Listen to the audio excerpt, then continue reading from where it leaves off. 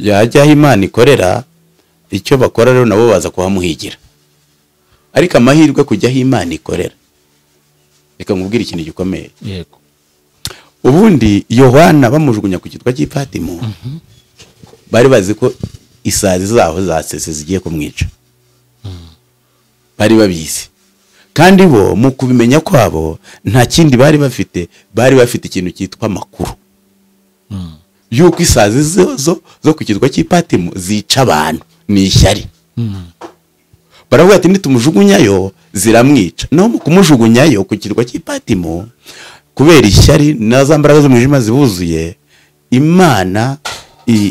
Imana iha ubuzima bwo guhishurirwa yego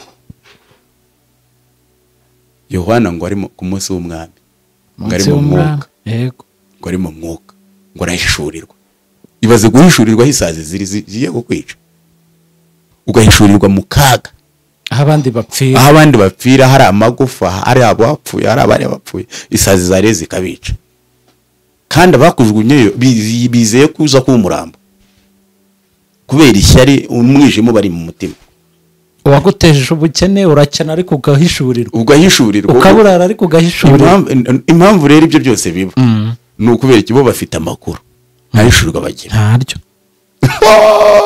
ariko abantu bakurikiranye ubumwe bw'abera ndagira ngo mbabwire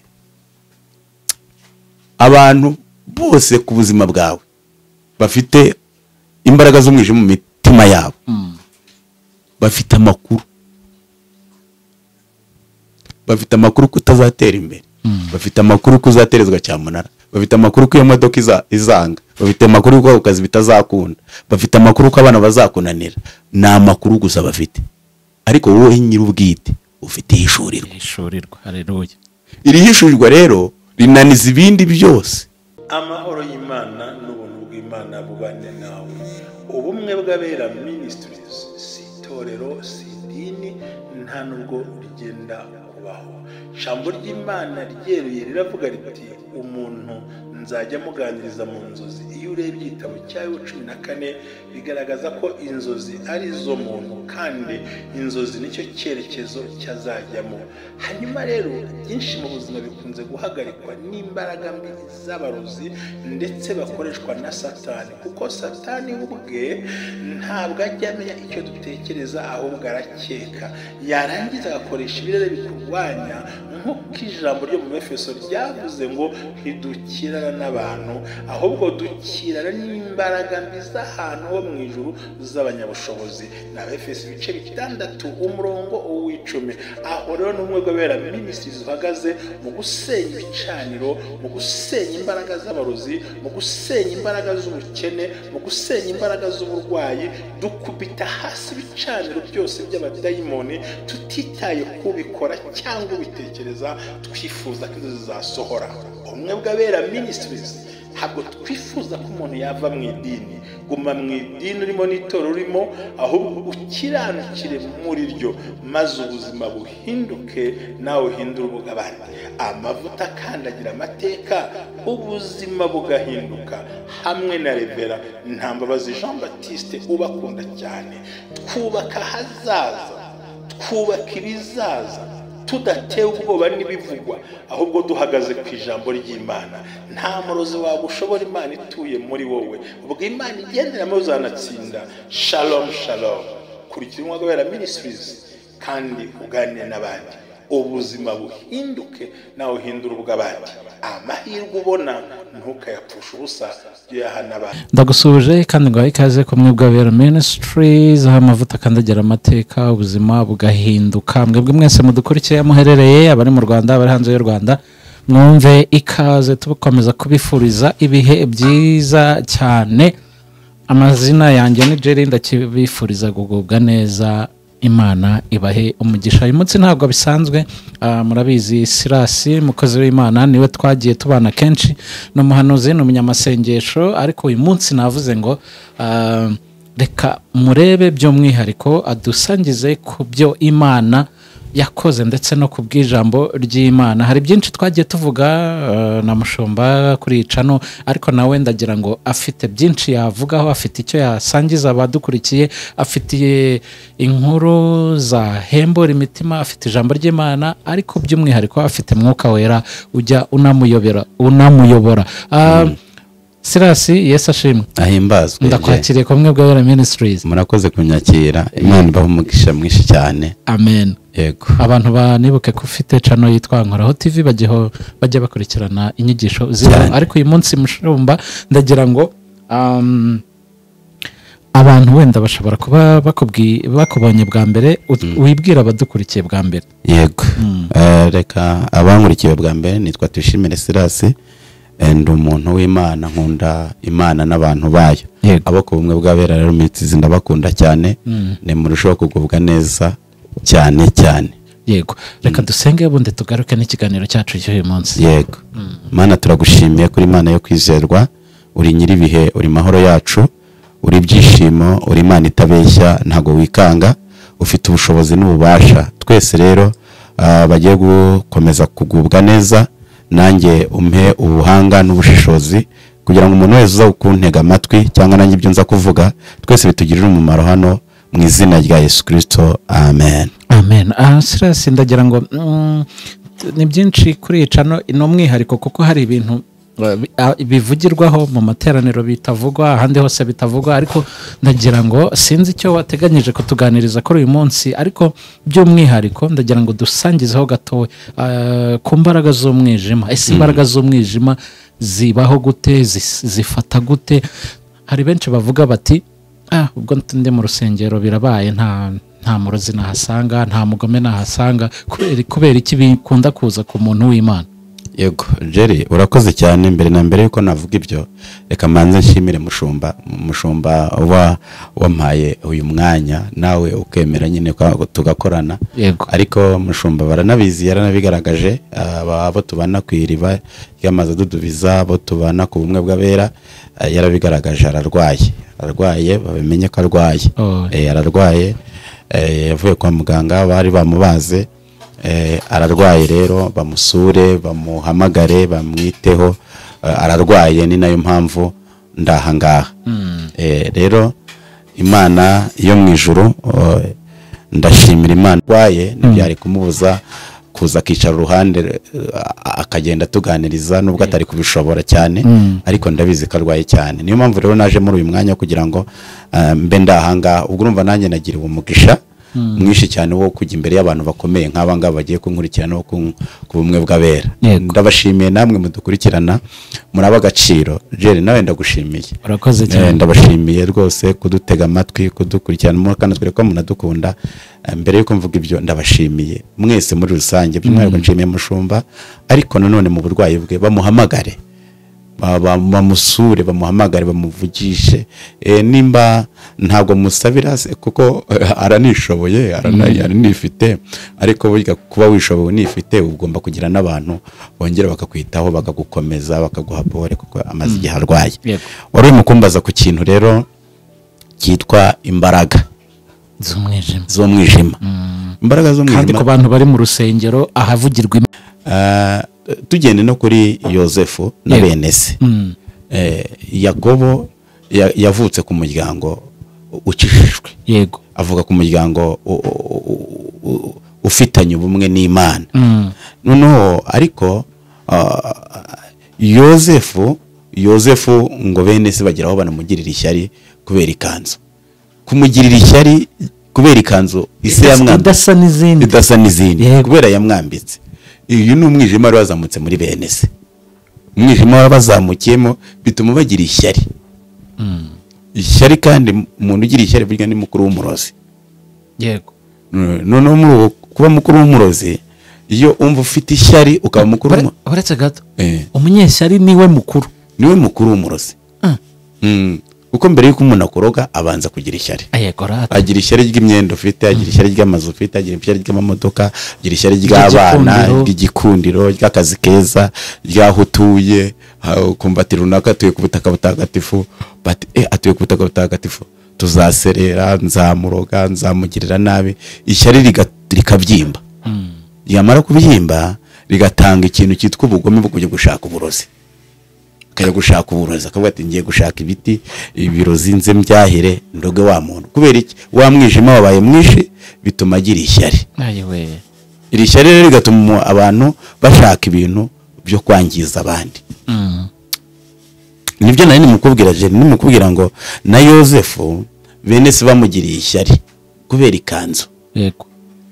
Umva ikanzu gusa bagiriye ishyari ikanzu. Uwo dukurikiranye bashobora no kugira ishyari ku by'Imana iguhaye.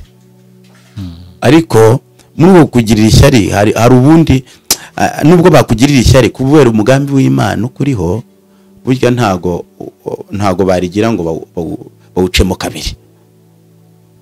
Yosefu bamugirira ishyari, bagira uti icyo nta cyakwitambika umugambi w'Imana, nta cyawitambika. Yego. Kuko Imana ubwayo yaranavuze ngo nakumenye kera, nanakwejeje kera.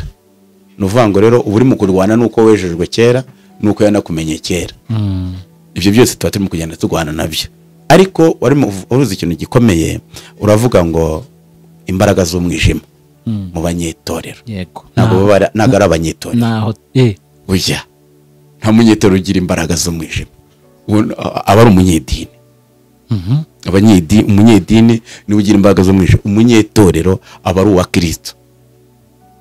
Ntago rero umunyetorero yagira imbaraga z'umwijima, ntago bishoboka. Ubwo bavuye mu kuba umunyetorero, kuko umunyetorero abamaze kuva muri uwo mwanya akajya mu mbaraga z'abanyedini. Umunyedini akagira uwo mwijima mu mutima we, akanagira n'ishyari. Yego. Rya shyari rigakura rigatwita rikagera aho tukabona, niyo mpamvu tujya kubona ko ryakoze rigakora ibintu bibi. Iryo shyari rero, iryo shyari urumva wa mwijima ubu wazamuye ishyari rigatuma umuntu akora ibitari byiza. Mana yanjye. Yego, urakoze Sira. Hanyuma rero abantu benshi bibaza ngo bavuga bati nyine muri aba banyedini kuki imbaraga z'umwijima zigenda zizana abarozi bakazaho umwuka wera avugira? Akenshi si uko bazaho umwuka wera avugira, ahubwo barawutinya. Ahubwo hari uwo baba barashatse bakabona yarahunze, yagiye aho Imana ikorera. Yajya aho Imana ikorera, icyo bakora rero nabo baza kuhamuhigira. Ariko amahirwe kujya aho Imana ikorera, reka nkubwire ikintu gikomeye. Yego. Ubundi Yohana bamujugunya ku kitwa cy'Ipatimo, bari bazi ko isazi zaho zasese zigiye kumwica. Bari babizi. Kandi bo mu kubimenya kwabo nta kindi bari bafite ikintu cyitwa amakuru. Yuko isazi zo ku kitwa cy'Ipatimo zica abantu ni ishyari. Baravuga ati nitumujugunyayo ziramwica. No mu kumujugunyayo ku kirwa cy'Ipatimo kubera ishyari na za mbaraga z'umwijima zibuzuye, Imana iha ubuzima bwo guhishurirwa. Yego. Yohana ngo ari ku munsi w'umwami, ngo ari mu mwuka. Yego. Ngo ari mu mwuka, ngo arahishurirwa. Ibaze guhishurirwa isazi zigiye kukwica, ugahishurirwa mu kaga, aho abandi bapfira, hari amagufa, hari abapfuye, hari abari bapfuye, isazi zare zikabica. Kandi abakujugunyeyo bizeye kuza kuba umurambo kubera ishyari umwijima bari mu mutima. Uwaguteje ubukene urakena ariko ugahishurirwa, ukaburara ariko ugahishurirwa. Impamvu rero ibyo byose biba ni ukubera ikibo bafite amakuru ntahishurirwa bagira ntaryo. Ariko abantu bakurikiranye ubumwe bw'abera, ndagira ngo mbabwire abantu bose ku buzima bwawe bafite imbaraga z'umwijima mu mitima yabo, bafite amakuru. Bafite amakuru ko utazatera imbere, bafite amakuru ko uzaterezwa cyamunara, bafite amakuru ko iyo modoka izanga, bafite amakuru ko akazi bitazakunda, bafite amakuru ko abana bazakunanira. Ni amakuru gusa bafite. Ariko wowe nyir'ubwite ufite ihishurirwa. Haleluya. Iri hishurirwa rero rinaniza ibindi byose. Ni amakuru, bo bafite amakuru yuko bitazakunda, ariko wowe ufite ihishurirwa rivuga ngo bizakunda. Nibyo nani mu kuvuga ngo nibyo narimo kuvuga ngo ibintu byose abantu bakora yego bafite imbaraga z'umwijima ntago nta bubasha bifite nta bubasha bifite kubera yuko ufite amakuru nibyo narimo kuvuga ari ku kirwa cy'Ipatimo ubo bagira amakuru ariko ngo ari ku munsi w'umwana arangije ngo arahishurirwa. Amen. Guhishurirwa ni iby'imbaraga kuri wowe ukurikiranye ubumwe bw'abera. Yosefu ngo asanga bene se baramwitegereza bati Karosi yaje, reba abavandimwe ishyari rirabuzuye, bati mureke tumugurishe, bati mureke tumwice, bati mureke tumugire gute, ariko kubera umugambi w'Imana.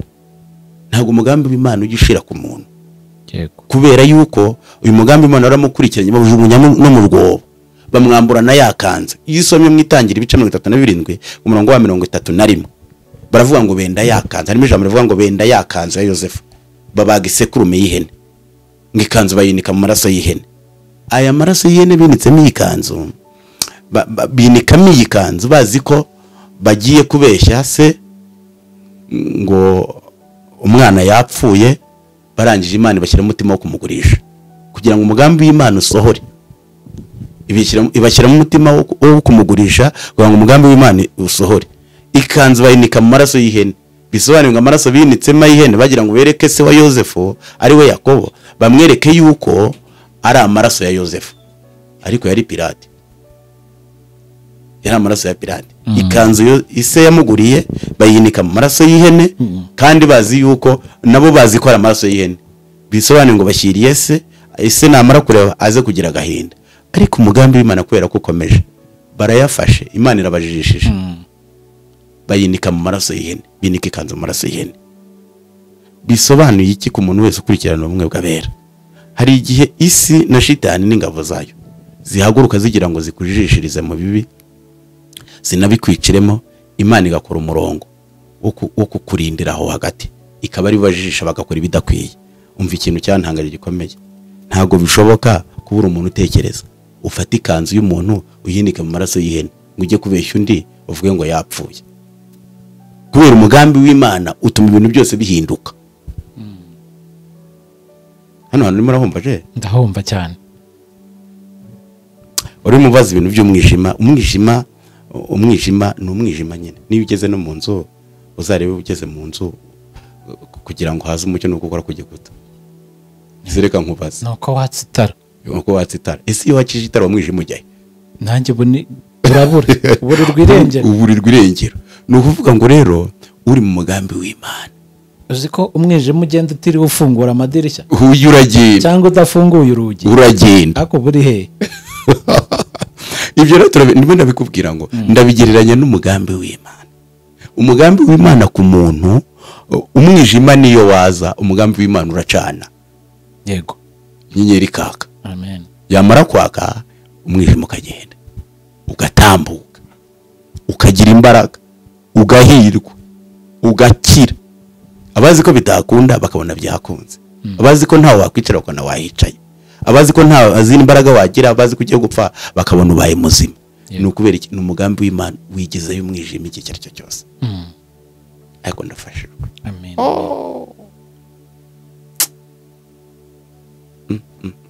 Je urimo urabyumva? Ndi kubyumva cyane.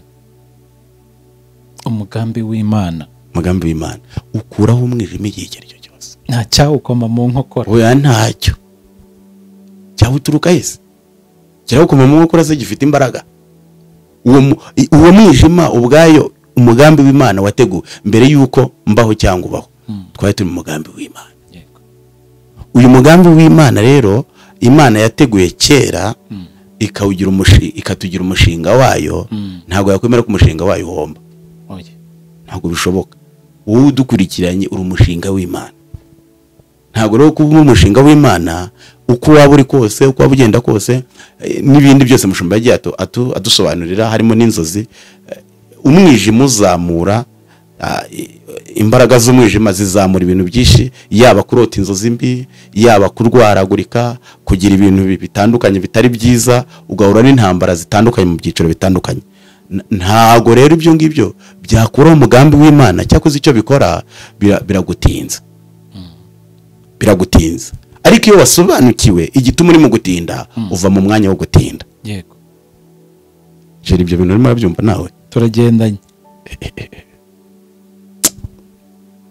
ntabwo dukwiye kugira ubwoba ahubwo dukwiye gusobanukirwa ibiduhiga. Twamara kubimenya tukamenya ko turimo kurwana n'umwijima, uwo mwijima tukawushakira igisubizo, kandi igisubizo ni iki? Ni uko tuguma mu mugambi w'Imana. Yego ushaka yuko akazi utakagumamo ukamubwira ko uri mu mugambi w'Imana, ushaka uvuga ngo ntuzabyara ukamubwira ko uri mu mugambi w'Imana ugomba kubyara, uvuga ngo ntabo kuzakora ukamubwira ko uri mu mugambi w'Imana uzabukora, uvuga yuko mbese utakundwa ukamubwira ko uri umugambi w'Imana, umugambi w'Imana ukuriho. Yego bigahe nukuvuga ngo mu bintu turwana nabyo turwana n'ibintu byinshi bitandukanye, ariko uyu mwijima nawo uba ushaka yuko umuntu atagaragara, atajya ahagaragara, shaka kukuburizamo. Si no kukuburiza, ni ugupfundikira, ni gushyira mu idomoro bagapfundikira, ku buryo umuntu yamutse aje mukamubwira ati atabonye umuntu wagiye mu idomora cyangwa mu mwobo kamwe ati harimo iki, yavuga ati ni amazi kandi harimo umuntu. Yego kuko cyavuze ko ari amazi nuko aziga idomoro ijyamo amazi, ariko mwashyizemo umuntu mukamupfundikira ntabimenye, bisobanuye ngo ugiye mu mwijima wo kugaragara ngo uri mu idomora y'amazi, aho kugira ngo uvuge ko harimo umuntu uri mu mazi, uri mu idomora. Ndagira ngo mbatangarize ikintu gikomeye, hari igihe shitani agaba ibitero by'umwijima kugira ngo aduhishe, kugira ngo adushyire ahantu hatari heza, kugira ngo adushyire ahantu turota inzozi mbi, bitume duhura n'ibindi bibazo bitandukanye mu byiciro byose kubera wa mwijima. Ariko umugambi w'Imana, Mana shima, umugambi w'Imana ugenda ugukurura, ugenda ukwimana, ugenda uguhagarara, ugenda ukurwanirira ukuri mu mugambi w'Imana. Nta muntu uzapfa kunyagwa, kubera ko umugambi w'Imana utuma dutsinda na byane tutari gushobora gutsinda. Tugana ku musozo, ndagira ngo ugira icyo ubwira abantu baciwe intege n'ibyikomye mu nkokora umugambi w'Imana kuri bo. Hari icyo Imana yavuganye nawe, ariko aha hantu mu rusengero, aha hantu mu itorero, nako yego bareka nkoreshe mu idini, twahuyemo na birantega nyinshi.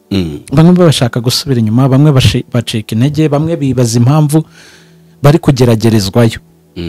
Umuntu wahuye n'izi ntambara yifata ate? Wamugira iyihe nama? Icyo nimo kwibaza, nta n'intambara zabaye zikomeye. Yego ahubwo umuntu niwe witeze intambara mu bitekerezo bye. Nk'urugero, hari abantu benshi bagiye bahura n'intambara, ariko izo ntambara kubera uko bazifashe bakazitsinda vuba. Iyo ufashe intambara ukayigira intambara nyantambara, ikubera intambara, ariko iyo ufashe intambara ukayigira ikimenyetso cyo kuyitsinda, urayitsinda. Ni ukuvuga iki? Na Yosefu yahuye n'intambara, twari turimo kumuvugaho, yahuye n'intambara kandi zabene se. Izi ntambara zituma ajya no ku isoko baramugurisha, ariko kubera yari ari mu mugambi w'Imana we ntiyawuvamo, ntiyava mu mugambi w'Imana. Ushobora kuba warota inzozi mbi, wahura n'ibintu byinshi, karande zakwirukanga n'ibintu byose byakwikubita ugasanga biraje birakugose ukabura icyerekezo, ariko umugambi w'Imana nuguma mu murongo, umugambi w'Imana uzakugumaho.